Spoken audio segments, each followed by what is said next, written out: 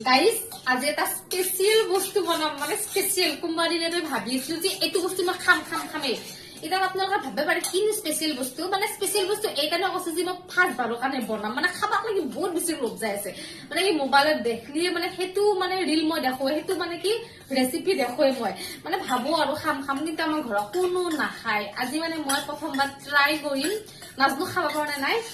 দেখাইছো ৰ'ব কি ৰেচিপি দেখছি না চিকেন